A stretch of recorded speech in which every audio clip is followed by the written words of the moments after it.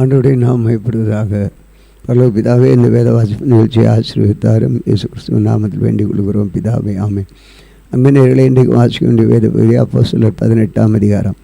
அதன் பின்பு பவுல் அத்தேனே பட்டணத்தை விட்டு கொரிந்து பட்டணத்திற்கு வந்து யூதர் எல்லாரும் ரோமபுரியை விட்டு போகும்படி கிலோதிராயன் கட்டளையிட்டபடியினால் இத்தாலியாவிலிருந்து புதிதாய் வந்திருந்த பொந்து தேசத்தான் ஆகிய ஆக்கில்லா என்ற நாமம் உள்ள ஒரு யூதனையும் அவன் மனைவியாகிய பிரிஸ்கில்லாளையும் அங்கே கண்டு அவர்களிடத்திற்கு போனான்.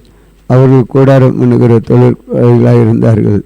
தானும் அந்த தொழில் செய்கிறவனானபடியினால் அவர்களிடத்தில் தங்கி வேலை செய்து கொண்டு வந்தான். ஓய்வு நாள் தோறும் அவன் ஜெபாலயத்திலே சம்பாஷணை பண்ணி யூதருக்கும் கிரேக்கருக்கும் புத்தி சொன்னான். மக்கதோனியாவிலிருந்து சீலாவும் தீமோத்தேயும் வந்த பொழுது பவுல் ஆவியிலே வைராக்கியம் கொண்டு இயேசுவை கிறிஸ்து என்று யூதருக்கு சிஷ்டாந்தப்படுத்தினார். அவர்கள் எதிர்த்து நின்று தூசித்த போது அவர்கள் தன் வஸ்திரங்களை உதறி, உங்கள் இரத்தப்பழி உங்கள் தலையின் மேல் இருக்கும், நான் சுத்தமாக இருக்கிறேன், இது முதல் புறஜாதியாரிடத்திற்கு போகிறேன் என்று அவர்களுடனே சொல்லி அவிடத்தை விட்டு தேவனை வணங்குறவனாகி கிறிஸ்து என்னும் பேரில் ஒருவனுடைய வீட்டிற்கு வந்தான். அவன் வீடு ஜெபாலயத்திற்கு அடுத்ததாக இருந்தது. ஜெபாலய தலைவனாகிய கிறிஸ்து என்னவன் தன் வீட்டார் அனைவரோடு கூட கர்த்தரிடத்தில் விசுவாசம் உள்ளவனாக கொரிந்தில் அநேகரும் சுவிசேஷத்தை கேட்டு விசுவாசத்தை ஞான சுனானம் பெற்றார்கள். ராத்திரியிலே கர்த்தர் பகலுக்கு தரிசனமாகி, நீ பயப்படாமல் பேசு, மௌனமாயிராது, நான் உன்னுடனே கூட இருக்கிறேன், உனக்கு தீங்கு செய்யும்படி ஒருவன் உண்மையில் கைவிடுவதில்லை, இந்த பட்டணத்தில் எனக்கு அநேக ஜனங்கள் உண்டு என்றார். அவன் 1 வருஷம் 6 மாதம் அங்கே துவக்கி தேவவசனத்தை அவர்களுக்குள்ளே உபதேசம் பண்ணி கொண்டு வந்தார். கல்லியோன் என்பவன் அகாய நாட்டிற்கு அதிபதியான பொழுது யூதர்கள் ஒருமனப்பட்டு பகலுக்கு விரோதமாக எழும்பி அவனை நியாயத்துக்கு முன்பாக கொண்டு போய், இவன் வேத பிரமாணத்திற்கு விருப்பமாக தேவனை சேவிக்கும்படி மனுஷனுக்கு போரிக்கிறான் என்றார்கள். பவுல் பேசுவதற்கு எத்தனைப்படுகையில் கல்லியோன் யூதரை நோக்கி, யூதர்களே, இது ஒரு அநியாயமாய் அல்லது பொல்லாத நடக்கையாக இருக்குமே, ஆனால் நான் உங்களுக்கு பொறுமையாக செவி கொடுப்பது நியாயமாயிருக்கும். இது சொற்களுக்கும் நாமங்களுக்கும் உங்கள் வேதத்துக்கும் அடுத்த தர்க்கமானபடியால் இப்படிப்பட்டவைகளை குறித்து விசாரணை செய்ய எனக்கு மனதில்லை, நீங்கள் பார்த்து கொள்ளுங்கள் என்று சொல்லி அவர்களை நியாயசனத்திலிருந்து துரத்தி விட்டான். அப்பொழுது கிரேக்கர் எல்லாரும் ஜெபத் ஆலய தலைவனாகிய சொஸ்தனை பிடித்து நியாயசனத்துக்கு முன்பாக அடித்தார்கள். இவைகளில் ஒன்றையும் குறித்து கலிலேயன் கவலைப்படவில்லை. பவுல் அநேக நாள் அங்கே சஞ்சரித்த பின்பு சகோதரிடத்தில் உத்தரவு பெற்றுக்கொண்டு தனக்கு ஒரு பிரார்த்தனை உண்டாயிருந்தபடினால் கெங்கையா பட்டணத்துக்கு தலை சவரம் பண்ணி கொண்டு சீரியா தேசத்துக்கு போக கப்பல் ஏறினான். பிரிஸ்கில்லாலும் ஆக்கில்லாலும் அவனுடைய கூட போனார்கள். அவன் எபேசு பட்டணத்துக்கு வந்த பொழுது அங்கே அவர்களை விட்டு நீங்கி ஜெபாலயத்தில் பிரவேசி யூதருடைய சம்பாஷணை பண்ணினான். அவன் இன்னும் சில காலம் தங்களுடனே இருக்க வேண்டும் என்று அவர்கள் கேட்டுக்கொண்ட பொழுது அவர் சம்மதியாமல், வருகிற பண்டிகையில் எப்படியாயினும் நான் எருசலேமில் இருக்க வேண்டும், உன்னிடத்திற்கு வருவேன் என்று சொல்லி அவரிடத்தில் உத்தரவு பெற்றுக்கொண்டு கப்பல் ஏறி எபேசுவை விட்டு புறப்பட்டு செசரியா பட்டணத்துக்கு வந்து எருசலேமுக்கு போய் சபையை சந்தித்து அந்தியாவுக்கு போனான். அங்கே சில காலம் சஞ்சரித்து புறப்பட்டு கலாத்தியா நாட்டிலேயும் பெரிய நாட்டிலேயும் சுற்றி திறந்து சீசர் எல்லாரும் திடப்படுத்தினார். அப்பொழுது அலெக்சாந்திரியா பட்டணத்தில் பிறந்தவனும் சாதுரியவானும் வேதாகமங்களில் வல்லவனுமான அப்பல்லோ என்னும் பெயர் கொண்ட ஒரு யூதன் எபேசு பட்டணத்துக்கு வந்தார். அவன் கர்த்தருடைய மார்க்கத்தில் உபதேசிக்கப்பட்டு யோவான் கொடுத்த ஸ்தானத்தில் மாத்திரம் அறிந்தவனாயிருந்து ஆவியில் அனுள்ளவனாய் கர்த்தருக்கு அடுத்தவைகளை திட்டமாய் போதகம் பண்ணி கொண்டு வந்தான். அவன் ஜெபாலயத்தில் தைரியமாய் பேச தொடங்கின பொழுது ஆக்கில்லாவும் பிரிஸ்கில்லாலும் அவன் பேசுகிறதை கேட்டு அவனை சேர்த்து கொண்டு தேவனுடைய மார்க்கத்தை அதிகமாக திட்டமாக அவனுக்கு விவரித்து காண்பித்தார்கள். பின்பு அவன் அகாய நாட்டிற்கு போக வேண்டும் என்றிருக்கையில் சீசர்கள் அவனை ஏற்றுக்கொள்ளும்படி சகோதரர் அவர்களுக்கு எழுதினார்கள். அவன் அங்கே வந்த பின்பு வெளியரங்கமாய் யூதருடனே பலமாய் தர்க்கம் பண்ணி இயேசு கிறிஸ்துவை என்று வேத வாக்கியங்களை கொண்டு திஷ்டாந்தப்படுத்தினபடியாக கிருபையினாலே விசுவாசிகளானவர்களுக்கு மிகவும் உதவியாக இருந்தான்.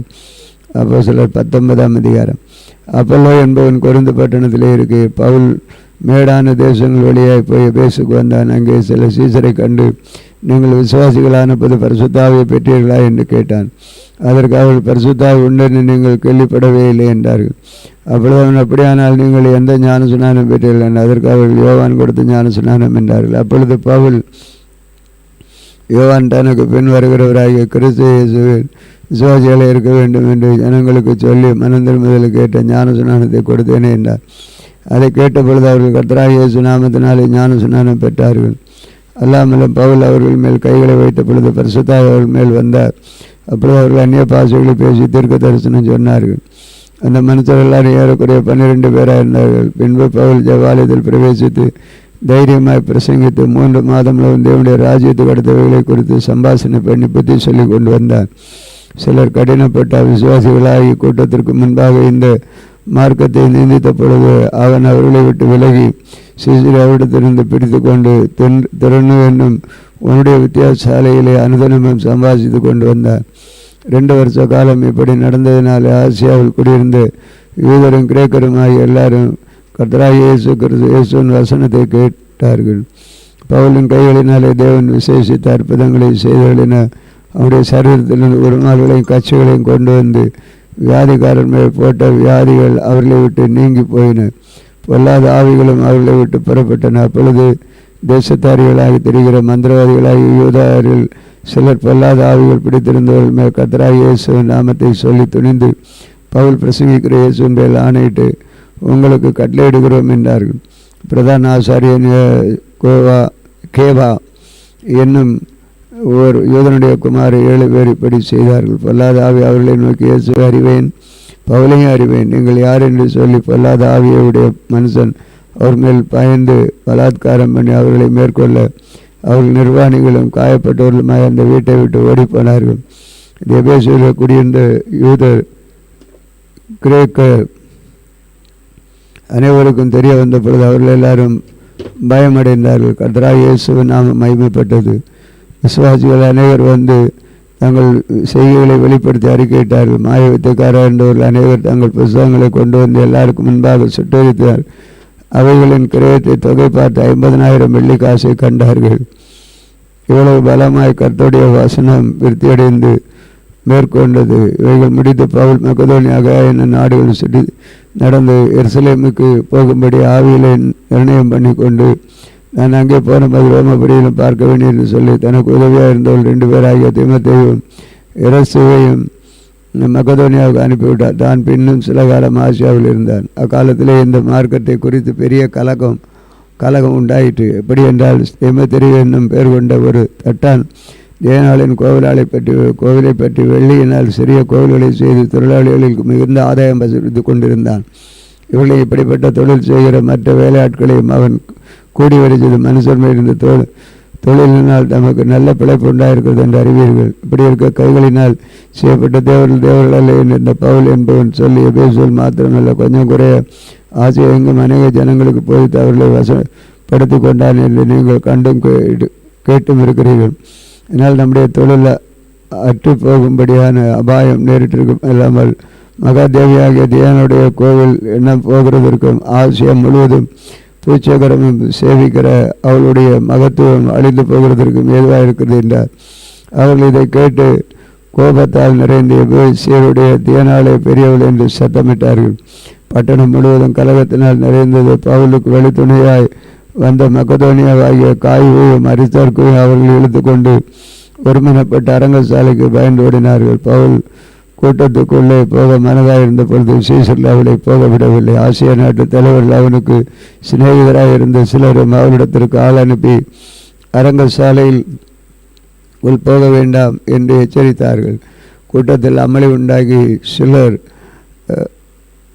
இப்படியும் சிலர் அப்படியுமாக பேசினார்கள். தாங்கள் கூடி வந்த காரணம் என்னது என்று அனைவருக்கு தெரியாதிருந்தது. அப்படி யூதர்கள் அலெக்சாந்திரியன் முன்னறி அழுகையில் கூட்டத்தில் சிலர் அவனை முன்னே இழுத்து கொண்டார்கள். அலெக்சாந்தர் கையமர்த்தி ஜனங்களுக்கு உத்தரவு சொல்ல மனதாயிருந்தான். அவன் யூதன் என்று அவர்கள் அறிந்த பொழுது இயேசுடைய தியனாலே பெரியவள் என்று 2 மணி நேரம் எல்லாரும் ஏகமாய் சத்தமிட்டு கொண்டிருந்தார்கள். பட்டணத்துக்கு சம்பிரதாயான ஜனங்களை அமர்த்திய பேசியுடைய பட்டணம் மகாதேவியாகிய தியானாளுக்கும் வானத்திலிருந்து விழுந்த சிலைகளுக்கும் கோவிட் சிற்பாசாரியாக இருக்கிறதை அறியாதவன் உண்டோ? இது எதிர்பேசப்படாத காரியமாக நீங்கள் ஒன்றும் பற்றி செய்யாமல் அமர்ந்திருக்க வேண்டும். இந்த மனுஷரை இங்கே கொண்டு வந்தீர்கள். இவர்கள் கோயில் கொள்ளைக்காரரும் அல்ல, உங்கள் தேவியை தூசிக்கிறவரும் அல்ல. தேமத்திலே அவனை சேர்ந்த தொழிலாளிகளுக்கும் ஒருவன் மேல் ஒருவன் காரியம் உண்டாயிருந்தால் நியாயம் விசாரிக்க நாள் உண்டு. தேசாதிபதியானவர்களும் இருக்கிறார்கள். ஒருவர் வழக்காடி கொள்ளட்டும். நீங்கள் வேறு யாதொரு காரியத்தை குறித்து விசாரிக்க வேண்டியதானால் அது நியாயஸ்தலத்தில் தீர்க்கப்படும். இன்றைக்கு உண்டான கலகத்தை குறித்து நாம் உத்தரவு சொல்வதற்கு ஏதுவில்லாதபடியால் இந்த கலகத்தை குறித்து நாங்கள் விசாரிக்கும் பொழுது குற்றவாளிகளாகிறதற்கு அன்பின் ஆண்டவரை இந்த வேலைக்காக உம்முடைய நோக்கி பார்க்குறோம். இந்த நாளிலும் கூட இந்த வேத வாசிப்பின் மூலமாக எங்களோடு பேசியிருக்கிறீர். உமக்கு ஸ்தோத்திரம். தொடர்ந்து இது ஒவ்வொருவருக்குள்ளும் பேசி உம்முடைய மகிமை வெளிப்படுத்தும். இயேசுவின் நாமத்தில் கேட்குறோம் பிதாவே, ஆமென். இந்த நாளில் எங்களுக்கு விரோதமாக கிரியை செய்கிற அந்தகார வல்லமை ஆவிகளை இயேசு கிறிஸ்து நாமத்தில் கடிந்து கட்டுகிறோம். ஆமேன், ஆமேன்.